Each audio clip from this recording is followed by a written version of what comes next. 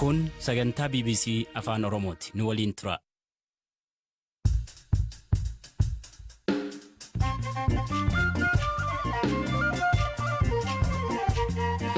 Ashama akka mooltan sagantaan BBC Afaan Oromoo kamisa galgalaa eegalee mootummaan lammiilee nagaa tiksuuf boqonnaa malee dalagaa jira jechuun ministeera muummee Abiy Ahmad himan. Itoophiyaa ውስጥ የሚደረገው ግድያ ajjechaan Itoophiyaa keessa raawwatu akka namoonni tokko ibsanitti waan mootummaan of dagateef raawwataa jiru miti. Gabaasa bal'aa qabnaa dhiibbaan kanatti cimee ministeerri muummee UK Boris Johnson durataa paartiirraa ka'an ilaalcha siyaasa tokkummaa Oromoof akka badaatti ilaalame. Waan guddicha akka sabaatti galmaan gaachuu barbaannu sanarraa gadi bu'e wantoota qeeqee isaatirratti yoo xiyyeeffatu jechuudha. Dargaggoo waggoota 20 booda barnoota digirii xumuree fi kaanis jiru ammayyuu taanaa isiniif dhiyeessa.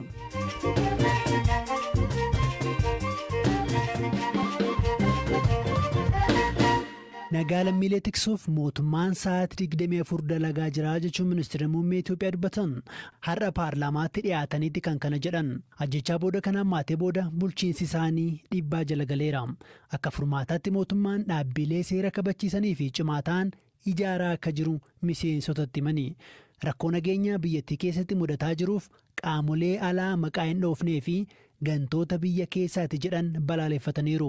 Torban kana keessa haleellaan shororkeessummaa 6 ol Finfinnee keessa raawwatuuf ture akka fashalaa'u taasifameera jechuun himaniiru. Dubbiin ijoo har'aa garuu dhimma nageenyaa ture. Ajjechaa lixa Oromiyaatti tibbana raawwateen du'a lammiilee hambisuu dhabuu isaanitti gadda cimaatu nutti dhaga'amaa jechuun ibsaniiru. Ta'us mootummaan lammiilee tiksaan jiru jechuun koomii dhiyaataa ture hin fudhanne. ኢትዮጵያ ውስጥ የሚደረገው ግድያ አንዳንዶች እንደሚገልጹት በቸልታ መንግስት ስራውን ስለማይሰራ ajjechaan Itoophiyaa keessa raawwatu akka namoonni tokko ibsanitti waan mootummaan of dagateef raawwataa jiru miti. Mootummaan nagaa lammiilee tiksuuf sa'aatii 24 carraaqa. Lubbuu hedduus oolchineerra. Kan nu jala ajjeefaman akkuma jiranitti ta'ee jechaadha. Rakkoo uumamu keessatti yeroo hundaa humnoonni nageenyaa lubbuu dhaban akka jiran hubachuun barbaachisaadha. Daraasha irratti qofa poolisii fi qondaaltonni aanaa 80 gadi hin taane du'aniiru. Gaambeellaa, Dambidolloo, Gimbii akkasumas Amuruutti du'aniiru. Humnoonni nageenyaa aarsaa guddaa kaffalaa jiru. Hanga aarsaan kun itti fufetti humnoonni badii imala Itoophiyaa danquu hin danda'an. Rakkoon ijoo mootummaan nagaa lammiilee tiksuuf dirqama qaba inni jedhu sirriidha. Hangasuma garuu uummannis mootummaa filatee dhaga'uu fi tumsuuf dirqama qaba. ህዝብም የመረጠውን መንግስት የማድመጥና የማገዝ ቀዳሚ ተግባሩ ነው። Ajjecha raawwatu keessatti caasaa mootummaa keessaa kan qooda qaban akka jiran kana dura ka'aa ture. Dhimma kanarratti haasaa taasisaniin mootummaan tarkaanfii fudhataa akka jiru ibsan. ተጨማሪ ሰው እንዳይሞት በየጊዜው ዝግጅት ማድረግ Namni dabalataa akka hin duune qophii gochuun barbaachisa. Kana danquuf diinonni keenya caasaa keenya keessaa nama bitu. Namni kun waliin haasa'a, waliin karoorsa. Baatiiwwan lamaan darban namoota 5,000 gadi hin taane sadarkaa jiranirraa buufneerra. Kaan hidhameera akkasumas tarkaanfiin garagaraa fudhatameera. Mootummaan waraana kaaba biyyattii nagaan furuuf torban muraasa dura murteesseera.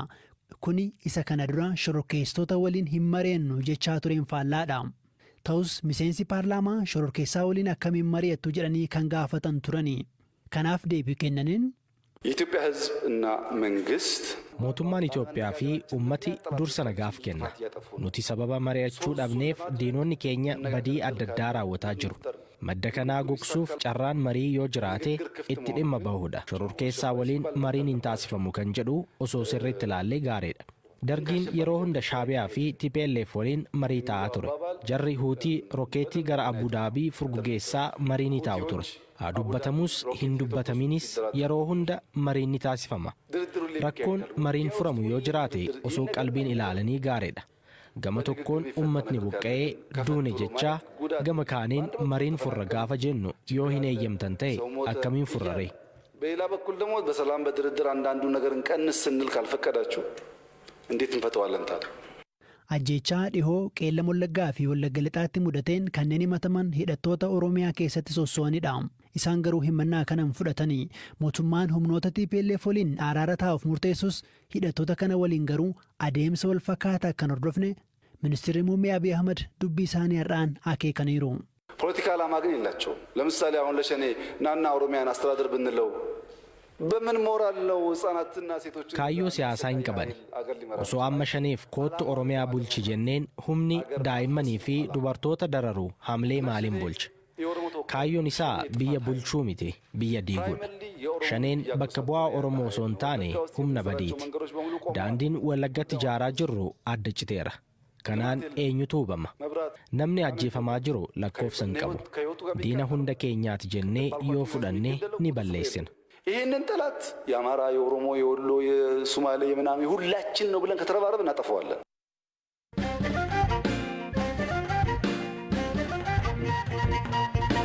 Ministeerri muummee UK Boris Johnson paartii konservaatiivii hoogganuurraa bu'an taatullee hamma ministeerri muummee haaraan bakka isaanii bu'uuf filamutti biyya isaanii hoogganuutti fufu taatee kana booda aangawoonni addunyaa yaada isaanii ibsaa jiru. Pireezidantiin Ameerikaa Joo Baayiden hariiroon keenya cimee itti fufaa jedhaniiru. Tumsa isaaniif taasisaniin immoo bulchaan Yuukireen isaan galateeffatan. Dubbii himaan mootummaa Raashiyaa garuu nuti isaan hin jaalannu isaanis nuun jaalatanii jechuun ibsan. Hirphaa Gammachuu gabaasa qaba.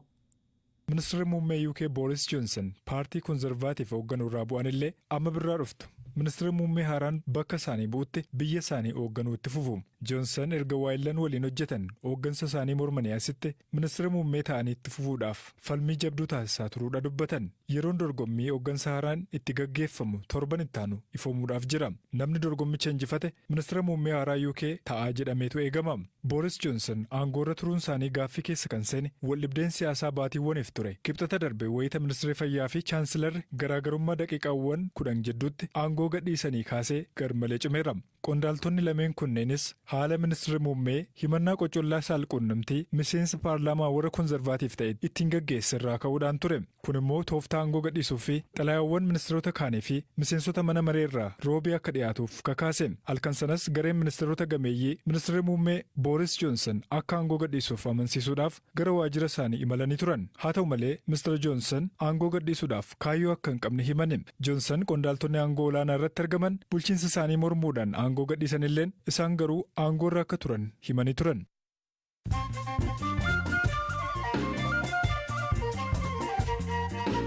Amma oduuwwan gaggabaabaan sinitti himaa dhaabbanni teleekoomii Keeniyaa Safaariikoom jedhamu baatii hagayyaa eegalee yeroo jalqabaaf Itoophiyaatti tajaajila akka eegalu hime kan inni eegalus dirree dhawaattidha.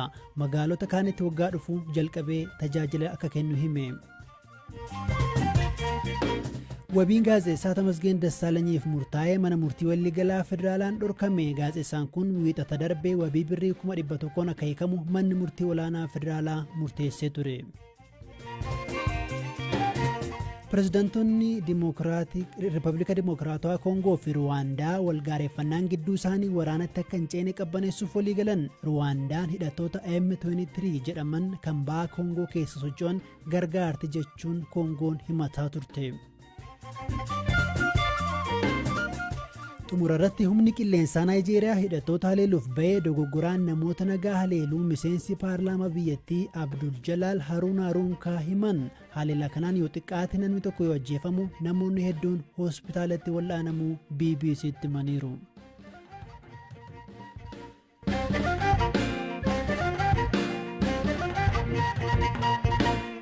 Siyaasa Oromoof wantoota balaa yookiin danqaa ta'an jedhanii irra deddeebiin ibsaman keessaa tokko gandummaadha. Jechi kun gara caalu namoota siyaasaa fi paartilee siyaasaa keessa yeroo dhahamu dhagahama. Ogeeyyiin dubbisni waan garaagaraa himu. Kaan dhimmi kun bara dargii keessa kanas ba'ee fi hawaasa keessa kan hidda fageeffate miti jedhu. Kan immoo gara caalu namoota baratanii fi miidiyaalee irra mul'atus namni inuma dhokfata malee rakkoon akka jiru ibsu. Agarsiistuun ilaalcha kanaa garuu maali? Hoogganaa waldaa Maccaa Tuulamaa obbo Dirribii Dammisseetiin Galaanaa Balaay dubbiseera. Dura warra Oromoo addaan qoqqooduu barbaadutu wanta kana qopheesse malee wanti kun waan sila akka pozitiiv yookaan akka waan gaariitti ilaalamu ture.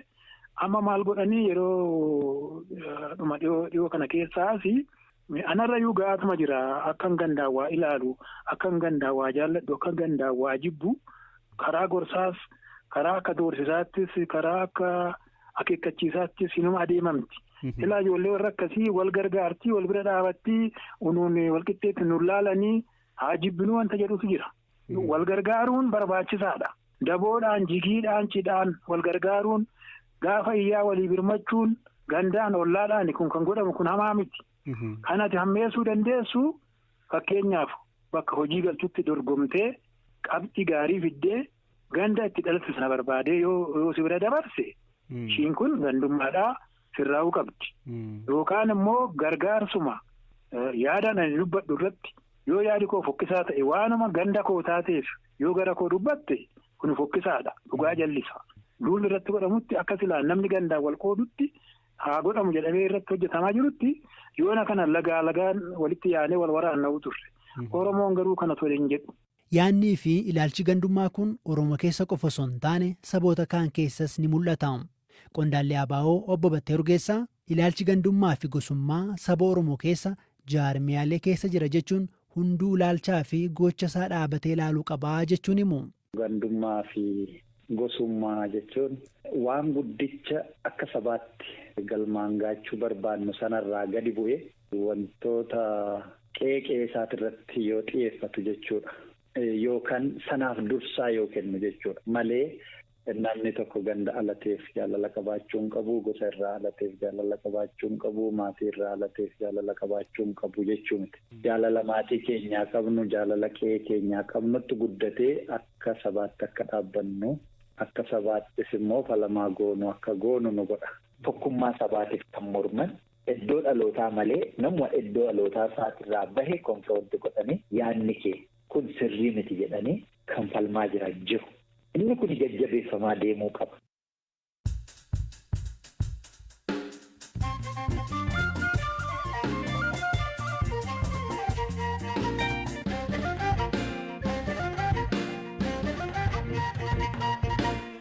Xumura geenyeerraa obbo Baharuu Abarraa ga'eessa ganna 46 dhalatanii kan guddatan godina Shawaa Kaabaa aanaa Waacaaleedha. Barnoota kan jalqaban akka lakkoofsa Itoophiyaa bara 1976 digiriidhaan kan eebbifaman garuu bara 2014.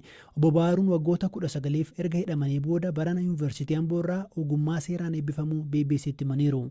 Ogummaa seeraa barataniin namoota sababa garaa garaatiin hidhaman gargaaruun barbaadaa jechuun himan maatii olaanaatu dubbise. Abaa oolaniiti kana rakkisaa turanii bara 90 naqabanii namoota baay'ee baalfintaanota ukkaamsee namoota si adamseeti deeggartoota mootummaatii ajjeeseedhanii qawweedha namarraa hiikeedhanii waggaa 10 murteesse. Achi immoo namoota adamseeti fixee ukkaamseedhanii umurii natti murteessan. Fiichatti federaalaa immoo hundasaa baay'eedha. Isaan irratti bananii walirratti dammaranii waggaa 19 fi 6 jedhamee bahe. Eessatti hidhamtan waggaa kana? Iddoo bakka 13 hidhamee kana keessatti egaa baay'een dararamaa. Mana dukkanaa taateedhaan waggaa 5-3 odoo narraa hin hiikamin hidhamee ergasii immoo federaalattis iddoo adda addaatti hidhamee tuman kana keessa 9 amma 10 qaalititti naayyamanii barattee achi immoo na jala addaan jetee Ambootti banamnaan Amboo dhaqee Ambootti kutaa 11 baradhee ergasii immoo manni sirreessaa gubannaan jeequmsi lixa shawaatti kaanan isatu moobaayilii galfatee akkas godheedhanii mana hidhaatti aduu akka hin baaneedhanii inarratti mallatteessanii isaanis lafa wanni xaaliyaaniin ijaarte dargii nutti fayyadamiin lafa jalatti na hidhanii akka iji kiyya baduu yaalanii isa baay'een mana gargaaree achi bahee barsiisii Amboo seenee amma gaafixee jechaadha. Kutaa tokko kan seentan barri isaa meeqa? 76 kutaa tokko na seenee daa'ummaan na seensisa warri ana malee hin qabanii. Amma maaliin eebbifamta yuunivarsiitii Amboorraa? Seeraan eebbifamee mana hidhaa hunda keessatti kan na hidhanii na teessisu. Illeen gorsaa immoo gaafa narraa hiikan isumaananii babarreessee gargaaraa ture ammas fuulduratti nan gargaaraa laata waan tana ogummaa gabbifattuu hedheetoo dhaqee baradhee. Amma ati mana hidhaa keessa gara waggaa 20tti dhiyaatu turtee milkaa'ina kanaan si gahe maali? Akkamitti waggaa 20 kana chaalenjii kana keessa dabartee amma milkaa'ina kana gahuu dandeessi? Jabinaati yoo jabaatte waa inni si bira dhaabbataan amma haalumti guddinni kiyyaa keessi waan xiqqoodhaan caccabee baduu miti. Fakkeenyas nam ta'aaf jedhe. Sagantaa BBC Afaan Oromoo kamisa galgala caqasaa jirtu sagantaan keenya xumurameera boroo walitti deebinaa ammayyuu taanaan ture halkan gaarii.